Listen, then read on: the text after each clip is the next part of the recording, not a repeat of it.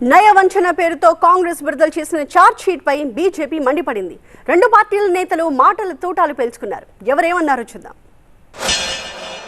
60 లక్షల కోట్ల రూపాయల ఆస్తులు ఆనాడు కాంగ్రెస్ పార్టీ సృష్టిస్తే వీటన్నిటిని కూడా కార్పొరేట్ కంపెనీలకు 6 లక్షల కోట్లకు తెగనమ్మేసింది.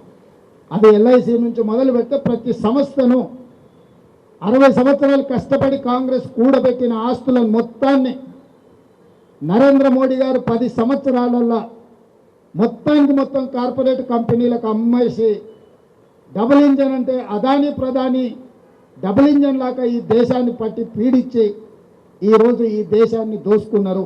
ఇవన్నీ ఛార్జెస్ ఈరోజు భారతీయ జనతా పార్టీ మీద నరేంద్ర మోడీ గారి మీద సూటిగా కాంగ్రెస్ పార్టీ ఆరోపణ చేస్తుంది. ముస్లిం రిజర్వేషన్లు తీసేసి ఎస్సీ ఎస్టీలకి ఇచ్చే బాధ్యత భారతీయ జనతా పార్టీది. బాజాబ్తా ముస్లిం రిజర్వేషన్లు తీసేసి అవి మా దళిత సోదరులకి ఎస్టీ సోదరులకి ఇవ్వడం జరుగుతుంది. Religious reservations Bharatiya Janata party తీసేసి దళితులకి మా ఎస్టీ సోదరిమణులకి ఇవ్వడం జరుగుతుంది.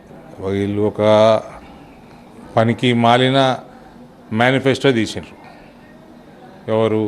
కాంగ్రెస్ పార్టీ వాళ్ళు మొత్తం దోచేసి ముస్లింలకు ఇస్తా అంటున్నారు.